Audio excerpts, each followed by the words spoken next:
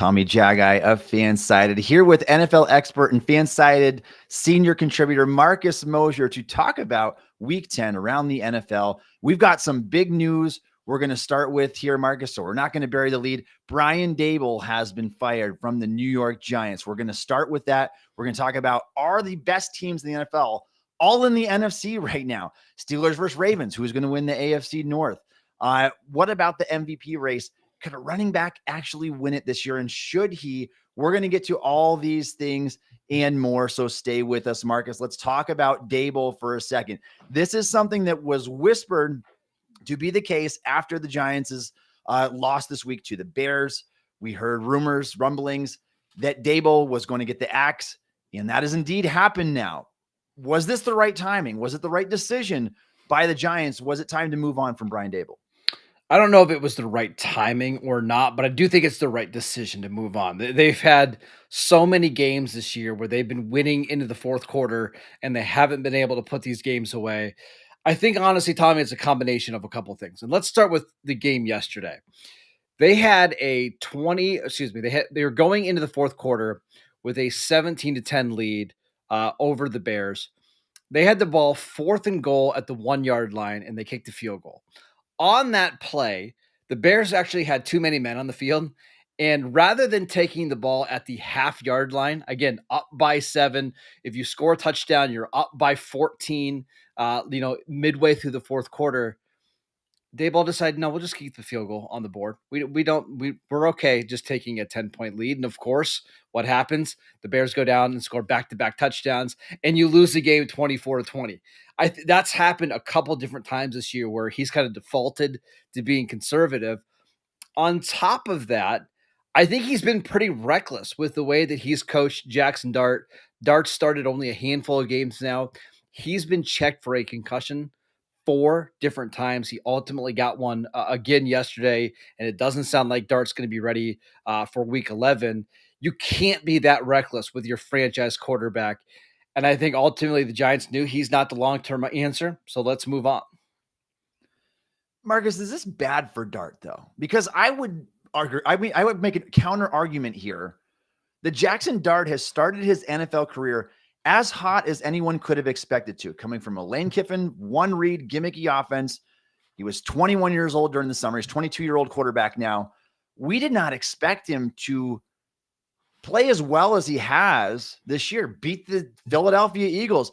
I mean, this was a guy that was raw, and both you and I agreed that he could probably stand to have a red shirt season. Is firing Brian Daboll going to be a setback for Jaxson Dart's trajectory? Maybe, but you can't have him getting hurt in every single game. I mean, he's taken so many, hits. He's been averaging about 8 carries a game, and that's just too much for a guy of his play style. And he's just too reckless right now as a player. I think the Giants and Brian Daboll needed to do a better job of protecting him, but Daboll was going all out to try to win these games. And I get it. He's trying to save his job. He's not necessarily looking for what's the best long-term thing for Jaxson Dart's future. I think it was just a bad combination. They weren't winning games. He was getting banged up. I think Daboll is going to be one of these guys, Tommy, that ends up being a really good offensive coordinator for a long time in the NFL. I don't ever see him getting a head coaching job ever again. And some team's going to be really lucky to have him. I just don't think he's the right guy for the Giants. He's been around for a while now since the 2022 season. And the record is 20-42-1 during that stretch. So that's a pretty good sample size. And it didn't seem like things were getting better anytime soon. Yeah, and as a Steelers fan, easy to draw some parallels with Arthur Smith here, who went 7-10, 3 straight seasons as a head coach. I think it's just a better play caller than he is as a head coach, and that might be the case for Daboll as well. It makes you wonder, like, had they started Jaxson Dart a bit sooner in the season? Hard to get too much sooner than when they did. I mean, I think Russell Wilson was coming off of like a 450-yard game and then gets benched like the following week. After that. Go back a few weeks, Marcus, like, this Giants team was hot. I mean, they were looking good right before the Cam Scatterbo injury. I mean, he was looking like the best goal line runner in the NFL. Jaxson Dart looked like the real deal already. And then you fast forward until now, halfway through the season, a little bit past halfway mark, and Brian Daboll is out of a job. What's next for the Giants here, Marcus? Do you know anybody that they're going to be having their eye on in terms of a long-term coaching candidate?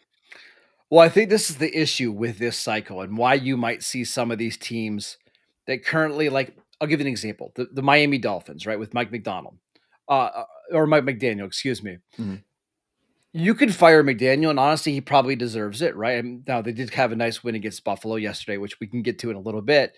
But tell me the hot coaching candidate that's out there right now that you feel great about, because there's not really some great options. I mean, if you want to go with the defensive side of the ball, there's Brian Flores in Minnesota. There's Jesse Minter with the Chargers. I know a lot of these teams don't necessarily want to do that, especially if you get a young quarterback. So do you go with a Cliff Kingsbury, who, I think would have a similar offense that Jaxson Dart is used to? Maybe, but that was kind of a disaster in Arizona the last time around. Or do you go with a veteran coach like Mike McCarthy, who took a year off? He's got a long track record of developing these guys, but a little underwhelming as well. I, I don't think there's great options out there for the Giants right now, but I think they knew Daboll's not the answer. It's better to move on, cut our losses, and get into the head coaching search right now. Yeah, and last year's hiring cycle would have been ideal. Ben Johnson, Mike Vrabel, among others. But like you said, time to cut the losses. We'll see where they go from here. Not a very encouraging outlook. Anytime a team has to do that, you rarely see success the rest of the way. But they're looking big picture here, obviously. And of course, trying to preserve the health of Jaxson Dart, who we'll talk about at the end of today's show. Marcus, let's move on and talk about the best teams in the NFL. Are they all in the NFC right now? I know you can fire off and rattle off some teams for us here. Are the 5 best teams in the league all in the NFC? Yes, and here's the reason why is I think there are some teams in the AFC with very good records, including New England, Denver, and the Colts, right? And those are all good teams, just to be clear. I don't want to dog on them too much. But the difference between a good team and a great team is, can you blow out lesser opponents or even some good opponents? And I think you saw that yesterday, right? Where, the Lions, they scored 44 points against the Commanders. The Seahawks were up 35-0 in the first quarter against the Cardinals. The Rams put up a bunch of points against the 49ers. I mean, these teams are taking care of business, where as a team like the Colts, they had to go to overtime against Atlanta. The Broncos and the Raiders played one of the most disgusting games I've ever seen in my life on Thursday Night Football. Patriots had a good win against New England. Against Tampa Bay. Not taking anything away from them, but I do think between the Lions, the Eagles, the Packers, the Seahawks, and the Rams, those are your 5 best best teams in the NFL. And I have a hard time fitting anybody else into that category right now. Marcus, I'm going to push back a little bit here, and I have no qualms with that argument. I think that the NFC is better overall. I think that that's almost objective fact at this point. The NFC is better than the AFC. However, there are a few teams that I might take off of that list. And one in particular right now is one that I had as my number 1 team overall in the NFL in our preseason power rankings. That's the Green Bay Packers. Once you got Micah Parsons, I'm like, all right, this team is golden. They're going to cruise the rest of the way. Well, what happened? They tied the Dallas Cowboys. They lose to the Cleveland Browns in a game where they mustered up 10 points. They lost to the Carolina Panthers last week. I don't know what to make of that team right now. And I compare them to a team like the Colts, who have the best running game in the NFL on a tier of their own, have one of the best offensive lines in the league, still are a very talented football team without a lot of roster holes. I would probably swap the Colts in there somewhere. And if not them, maybe the Patriots. Drake Maye is playing like maybe the best quarterback in the league, nearly 10 yards an attempt right now. And Marcus, the team that I still feel like somehow is slept on is the Kansas City Chiefs. Despite their 5-4 record, they are 5th in DVOA. They are 5th in point differential. I know they lost to the Bills last week, but they have beaten good opponents. They should have beaten more good opponents in games that swung the other way early in the season. I have a hard time not thinking the Chiefs can be like the 5th best team in the NFL right now. I think that they are going to have a really good stretch down the second half of the season here.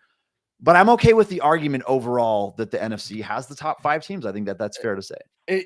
I understand the Chiefs because this was a team that was in the Super Bowl last year, and it's Patrick Mahomes and it's Andy Reid.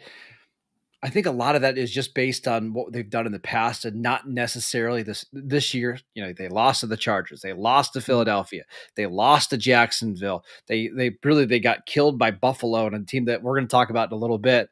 They have a nice win against Detroit where Detroit was incredibly banged up without the entire secondary.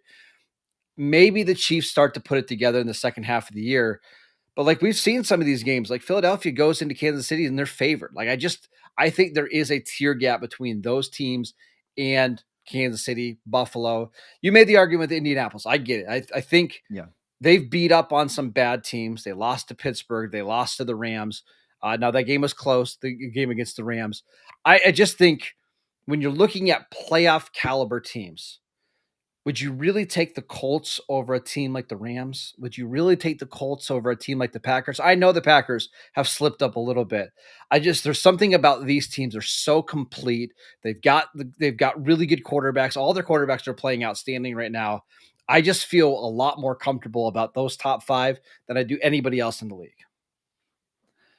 I do too, I think, in a sense. And you go look at that Steelers Colts game. I mean, it took 6 takeaways for Pittsburgh to win that game by a score, essentially. And so we could be looking at a different team right now, but I'm not a Daniel Jones believer. I think he's going to come back down to earth here. The Colts have a really tough schedule down the stretch. And so they could plummet back down to earth with some of the games they have coming up here. I think some of those will be huge to watch if they can perform well. I guess they got a game against Seattle, right? And so if they can perform well in that game, I mean, for my money, Seattle might be the best team in the NFL. And who would have thought we'd be talking about that in week 11 with a quarterback who's on his 3rd team in as many years and a 2nd-year head coach and a 1st-year offensive coordinator? Like, that Seahawks team is lethal, and they might be the best overall right now. So it's very interesting to see how these teams are shaping up here.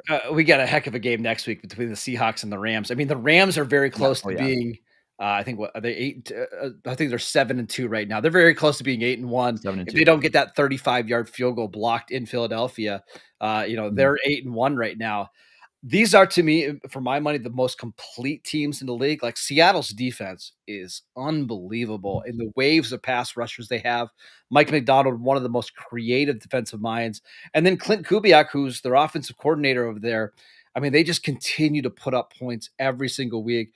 And it shouldn't be surprising. This is what the Saints were doing last year with Kubiak as their offensive coordinator until Derek Carr got hurt. He's got a pretty good track record now, Kubiak does, of having these high-flying offenses. And I think everybody is waiting for Sam Darnold to turn into a pumpkin, but this is just such an offense that benefits him, and they've got weapons galore. I feel pretty optimistic about the Seattle team. I do too. And my qualm with them, like before the season started, was I didn't know if they would have enough star power. Like, I like JSN. He's reached a whole new level. Obviously, right now, you can argue he's the best receiver in football. I didn't know if they'd have enough star power, but I think they've got great coaching both sides of the football. Sam Darnold is obviously playing excellent. And I think what separates those two teams that you just mentioned, Marcus, Seattle and the LA Rams, from a team like the Colts, is I am a much bigger believer in Sam Darnold and especially in Matthew Stafford than I am in Daniel Jones. I still have a hard time buying that one. You can see him these last few weeks. I think he's very much in the game manager mold. Obviously, the running game is working perfectly, and it makes you wonder if it wasn't, would we see the Daniel Jones of old? But I think at the very least, the Colts need to be in that discussion, and they will have a chance to prove themselves here in a couple of weeks. Marcus, let's talk about the Buffalo Bills. Are they in trouble? I mean, this team looked bad. I understand divisional game against the Miami Dolphins. You're playing on the road, and for some reason, they can struggle in Miami at times. But I mean, they didn't score at all. They didn't score a point until 12 minutes remaining in the 4th quarter of the game when they were down multiple scores already.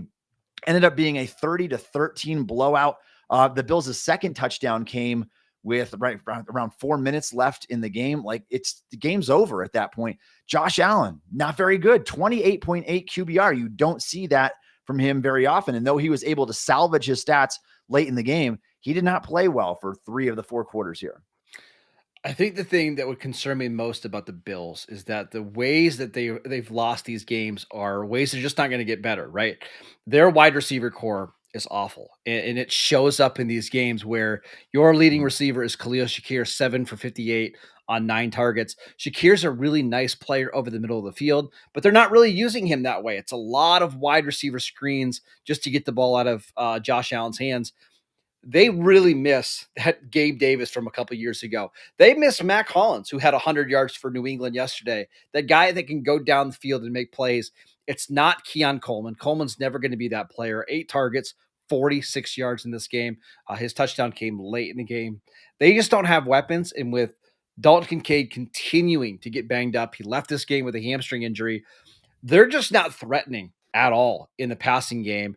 And then on defense, Tommy, they are so slow in the secondary. And this is Yeah. why they lose a lot of these games, is because when they face fast run games, not in this case, the passing game, but run games, they just can't keep up. Devon Achane killed them in this one, 22 carries, 175 yards, and 2 touchdowns. If you're a team in the AFC that has any kind of speed, you're probably loving what you're seeing out of Buffalo right now, because this is a matchup that I think you can exploit once we get to the postseason. Buffalo is going to be in the playoffs. I have no concerns about that. This is an incredibly flawed team.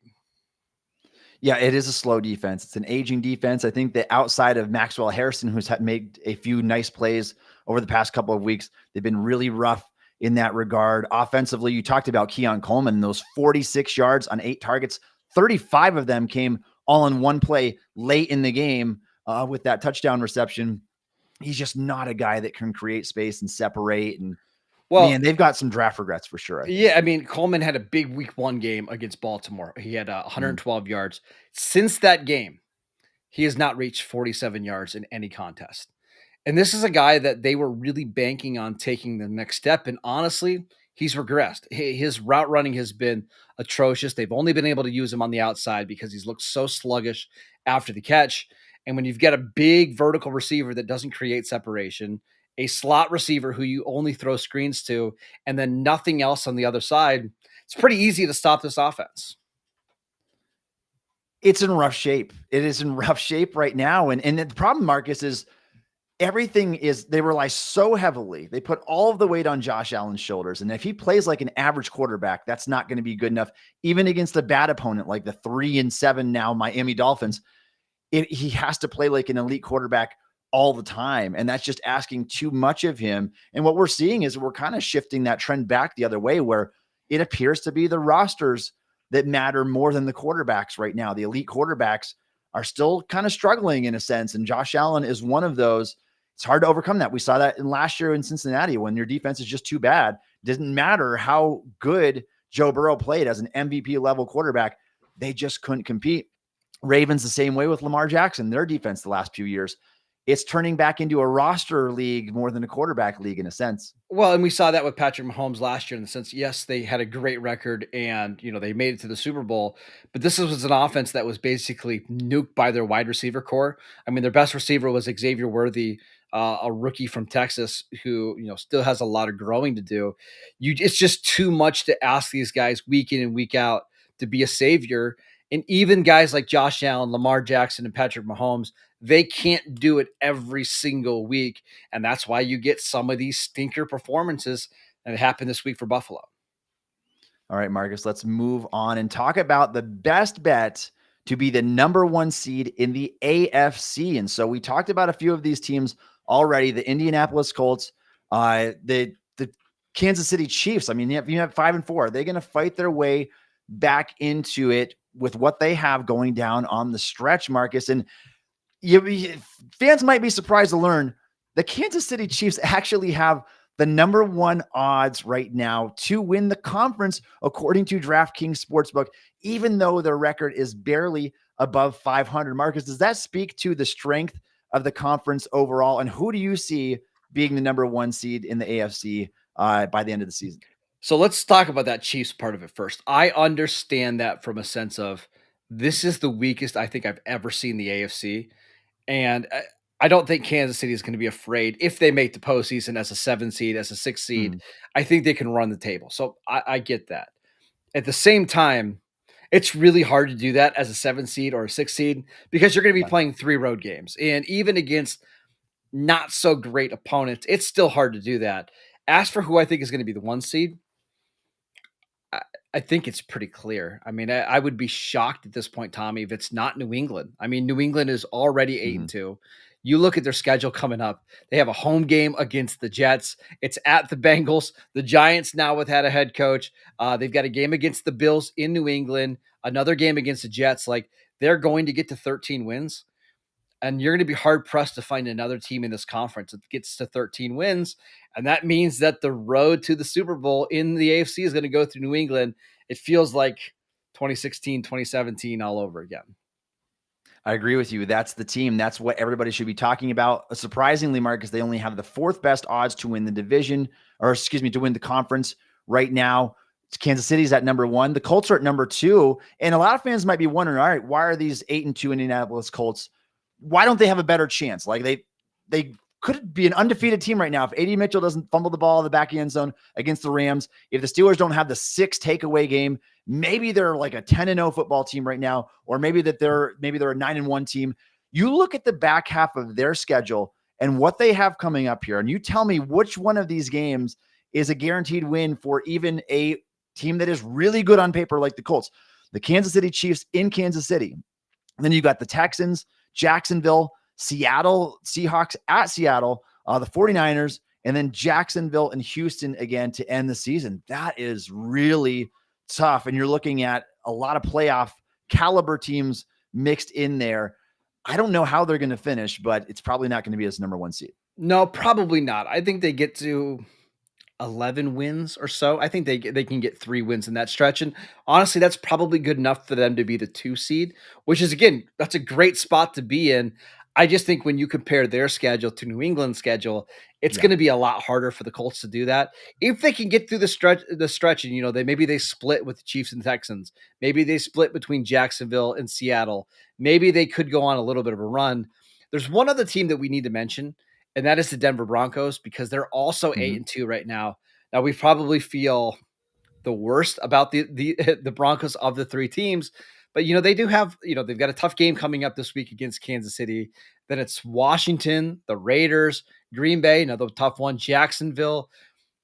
I think of the 3 teams, I feel the worst about Denver. But if Denver were to be the number 1 seed, even though I don't think this team is very good, I have a hard time imagining, Tommy, a team going into Denver, in late January and beating them in the altitude, in the bad weather, in the cold, in the snow. This could be one of those years where, we don't think much of Denver, but all of a sudden they're in the Super Bowl playing the Seattle Seahawks. I mean, it's possible. The AFC, it truly is wide open. Marcus, the Denver Broncos have won 7 straight football games since losing 2 of their first 3.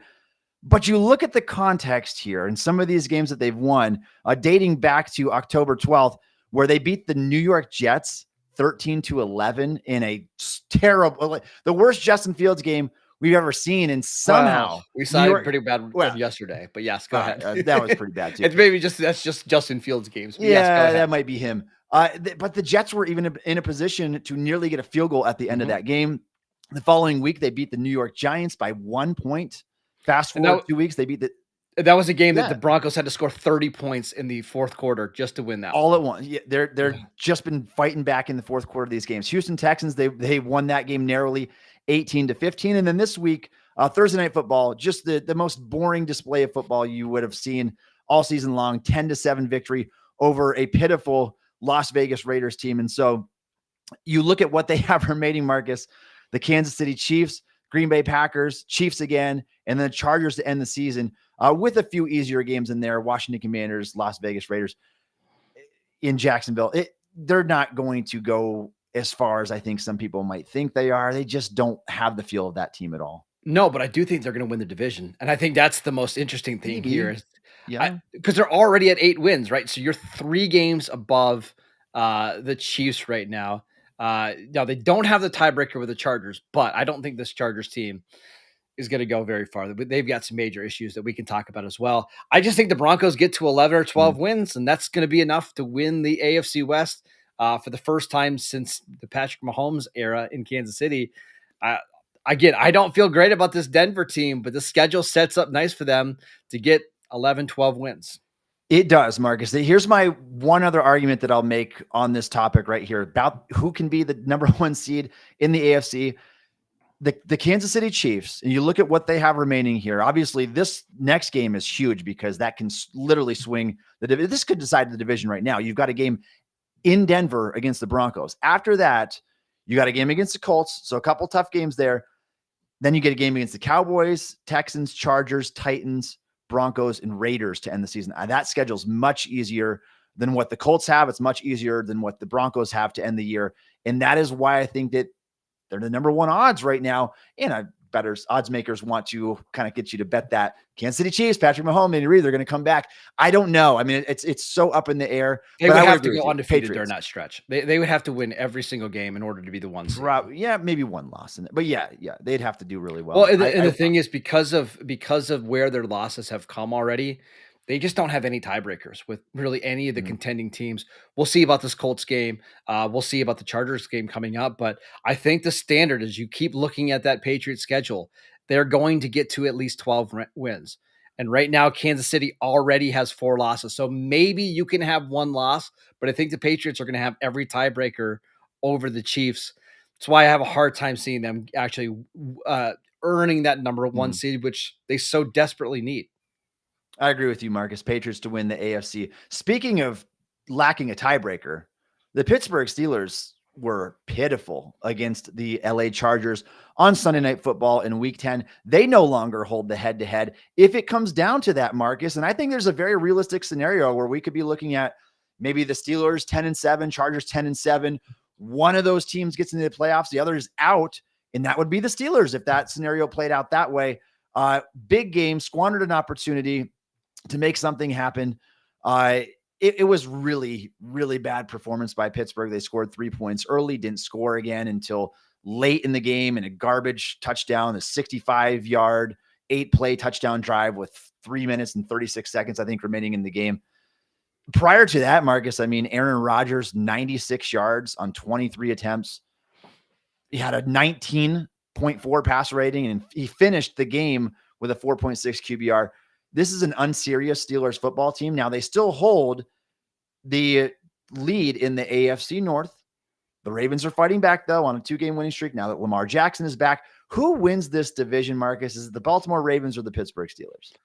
No interest in the Cincinnati Bengals winning this division with Joe Burrow practicing. Not. Joe Burrow's practicing today. He's coming back. I don't think so. Their defense is allowing 426 yards a game, but Burrow is good. Obviously. It's not going to be the Bengals. But what's funny is the Bengals dropped 2 games over the last 2 weeks against the Jets and Bears that they were both winning in the fourth quarter. You win that game, those 2 games, and suddenly you're at 5 wins. You're right in this thing. But it would have been, it's not going to be the Bengals.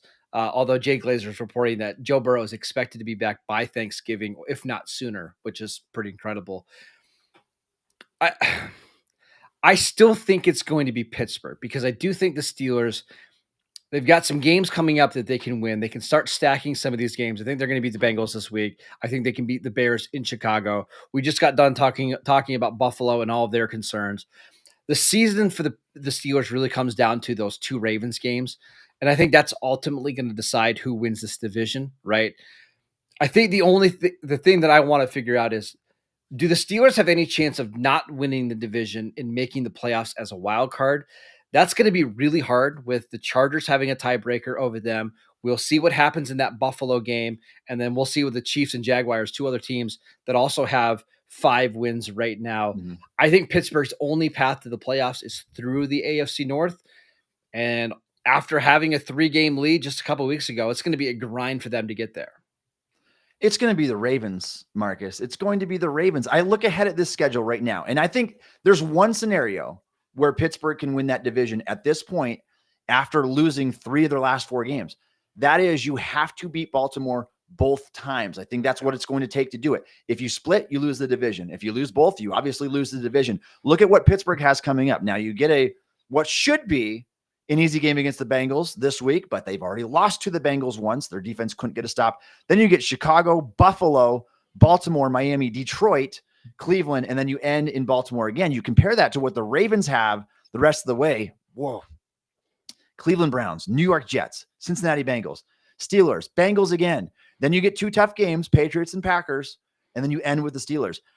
it might already be over by, I mean, it might swing that much in the next 4 weeks that it's like, yeah, this is Baltimore's team. Well, the one thing for the Ravens is there's a chance that Burrow is back for both of those Bengal games, and that might make it a little bit more difficult than maybe what we were previously anticipating. Now that Bengals defense is Mhm. obviously a big concern, but Burrow's had a lot of success against the Ravens throughout his career. But you're right. You look at the next couple games, Browns and Jets. I mean, we just watched those two teams play last week, and that was one of the worst things that we've ever seen. Like just awful, awful football. Everything in my gut tells me, Tommy, that the season is going to be decided for both these teams in week 18. A Pittsburgh game on January 4th, probably flex the prime time, the winner in the playoffs, the loser out. I just think that's the way that we're trending right now. I mean, it's wild that the Ravens are only one game back after the start that they had to the season, Marcus, losing uh 5 games of their first 6, and they've won 3 straight since then, and suddenly, I mean, they're fighting and clawing their way back in. It would be a historic turn of events because I think this would be the first, if I'm not mistaken, the first time this has happened, at least in the modern era, where you start off 1-5 and you make the playoffs. So here's the thing. If you believe the Ravens are going to kind of go on this run, here's the thing that's really encouraging: 17 points to the Rams, 16 points to the Bears, 6 to the Dolphins, and then 19 to Minnesota. And honestly, Minnesota got kind of a late touchdown in this game to make it closer than what it seems. Mhm. The defense is really starting to play well. Well, they're moving Kyle Hamilton up into the box, and he's been, for my money, the best defensive player in the league. He's had a huge impact over the last month. And if this Baltimore defense can continue to play at 80% of this level and the offense starts to get back, maybe we do see them, just rip through these next 3 games, Browns, Jets, Bengals, and all of a sudden, they go from 1-5 to a 7-5 football team going into that game against the Pittsburgh Steelers.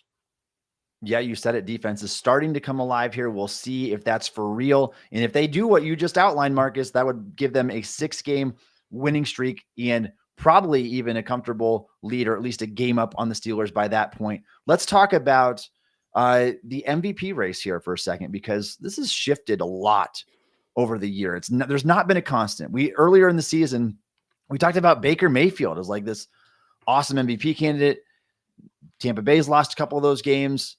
I mean, Drake Maye feels like the guy to me, if you had to point one out. Matthew Stafford, I mean, everybody sleeps on Matthew Stafford every year. He's on pace to have like a career season. Mm-hmm. And then, Marcus, there's Jonathan Taylor, who we know this is a quarterback award. We saw that last year. Saquon Barkley had a 2,000-yard season. He did not get the MVP. And I think for the most part, I would, if it's truly the most valuable player, I would give it to a quarterback. But the difference is last year, Lamar Jackson, Josh Allen, who obviously won the MVP last year, both had amazing numbers. I don't know if any quarterback is going to have like otherworldly numbers that would like potentially deter AP voters from saying, Jonathan Taylor, you are deserving this year. I mean, he is on pace, you can argue, to have a better season than Saquon had last year. Right now, he's on track to only end up with like 60 yards fewer. Like I think 1,936 yards is what he's on pace for, but almost 26 rushing touchdowns. In comparison, Barkley only had 13 last year. He's had 4 games of at least 3 rushing touchdowns, and 5 games of at least 3 total touchdowns. I mean, if there's ever a season that's going to a running back's going to win MVP again, Marcus, is this a year? I think so, because the MVP a lot of times is a narrative award, and not necessarily who the best player in the league is. And I think the expectation where, you look at the sports books, the Colts over under this year was 7.5. Well, they're already at 8 wins and we're halfway through the season. If the Colts end up being the 1 seed or the 2 seed in the AFC, and Jonathan Taylor scores 25 touchdowns and he gets to 2,200 total yards from scrimmage, you can make the argument, hey, look how great Jonathan Taylor's doing. He's scoring all these touchdowns. The Colts are the number 2 seed. I can totally get it. At the same time, Matthew Stafford has 25 passing touchdowns and 2 interceptions. Yeah. He's got a passer rating of 115. If the Rams get through that division, they win 12, 13 plus games. Matt Stafford doesn't have an MVP award. I wouldn't be surprised if voters give it to him this year. And that's coming off a year last year where he had 20 touchdowns. He already has 5 more touchdowns than he had all of last year. don't be surprised if Stafford ends up winning this award. Yeah, I think most people would have thought he was a dark horse before the season because of what he did last year. Obviously, he dealt with the back injury all summer long.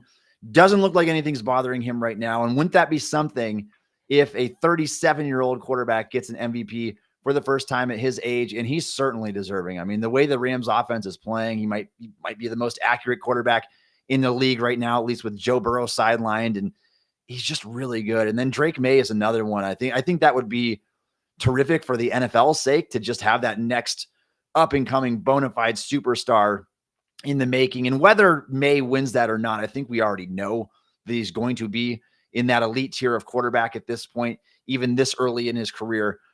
But it's hard to make a case against these guys. Like, I think that whoever, as of right now, at least, Marcus, entering week 11, whichever these guys ends up winning the award, I don't think anybody would be upset about that.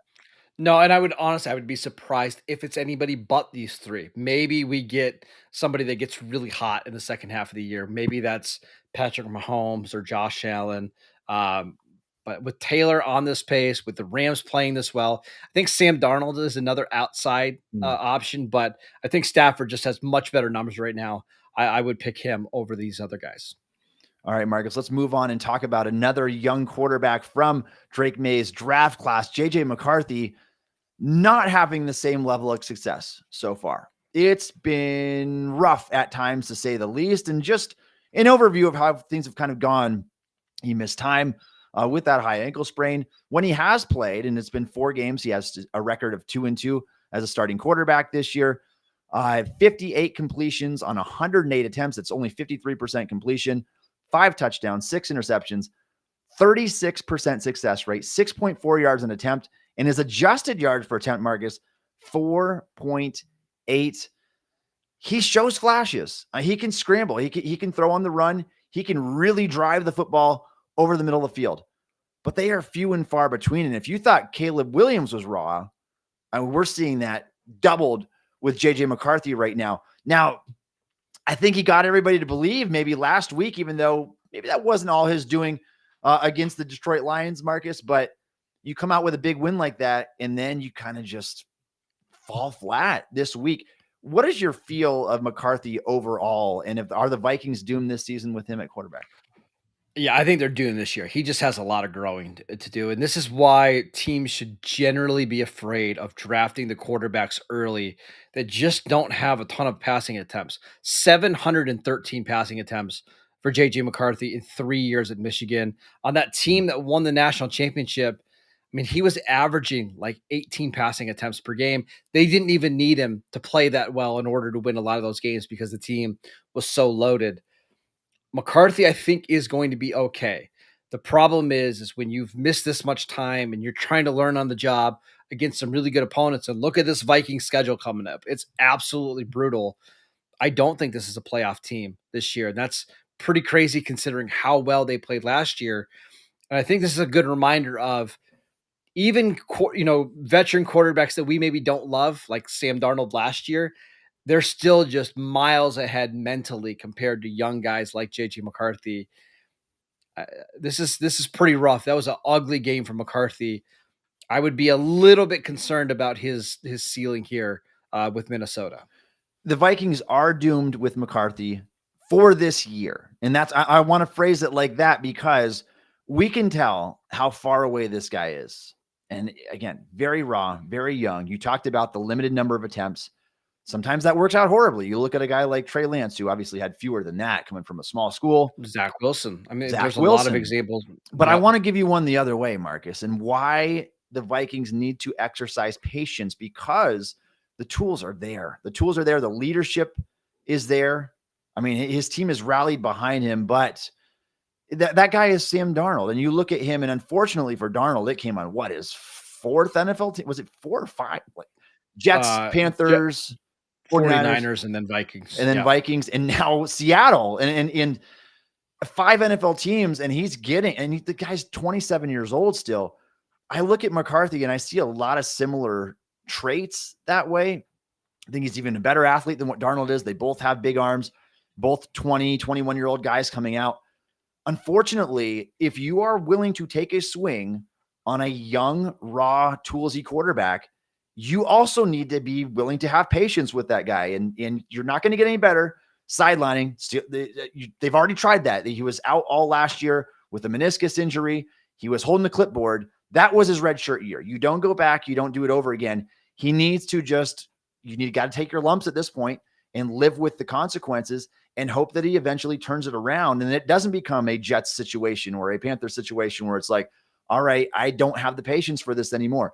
I think that he can get it at some point because there are a lot of qualities about his game that I really like, but he is very far away right now. And I think the issue that Minnesota's having is you can see it in the body language of Justin Jefferson and TJ Hawkinson in this game yesterday. Like, they are so frustrated by how bad, I mean, just being honest, how bad McCarthy is right now. Are you going to lose the locker room? Not this year because you've got no other choice. But next year, if you go into the season with McCarthy going into year 3 and those guys continue to see massive drops in numbers. I mean, Jefferson's been healthy all year. He's got 686 yards and 2 touchdowns, and we're halfway through the season.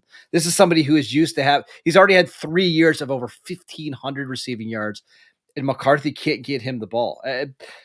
I think Minnesota is going to give him another year, but I wouldn't be surprised, Tommy, if they're back into the quarterback market like they were with Daniel Jones last year. Like, hey, let's sign a guy that we liked, that we could develop, and if it continues to get bad with McCarthy, we have another option. It was never going to be Carson Wentz. I think they thought Daniel Jones was going to come back. They offered Daniel Jones $14 million a year. He got more money elsewhere. I think the Vikings have got to protect themselves at least a little bit this offseason. I think so as well. I think, unfortunately, that's the case. Marcus, let's talk about the Bears really quickly here. We outlined the NFC playoff picture either last week or the week before. They were not in that. Do you believe in the Bears now after getting this win this week, advancing to 6-3 on the season? Are they going to be able to squeeze out a spot in the wild card race? Probably not. Their schedule is very, very tough. But I mean, they are 6-3. Caleb Williams is playing a lot better. This running game has been awesome, and that's what Ben Johnson is really known for, is his ability to develop a run game. I like the direction of this Bears team. It feels like they're going to get to 9 wins, but in the NFC, 9 wins isn't going to be enough. And honestly, 10 wins might not even be enough to be a wild card team because this conference is so loaded. Go through the teams right now. You've got the Bucs who are going to win their division. You've got the Packers, Lions. One of those teams is going to be a wild card team. You've got the Rams, Seahawks. One of those 2 teams is going to be a wild card team. And that means you've got the 49ers and the Bears kind of competing for this last spot. And the 49ers schedule is just so much easier. I think the Bears this is a wildly successful season for them, but I don't think they get in quite yet. Marcus, one more topic really quick. Jaxson Dart's future. What does it look like? We talked about that beginning of the show. Brian Daboll's gone 4 times in concussion protocol already since the preseason. Where does he go from here? We'll see. Honestly, a lot of it's going to depend on the coach here, because I think he's talented, but I don't think he's talented enough to overcome a bad coach. So I'm really hoping the Giants can get somebody in there to work on his mechanics, his fundamentals, and keep him safe in the pocket, because Daboll just wasn't doing that. All right. We go live on this show normally every Tuesday at 2 p.m.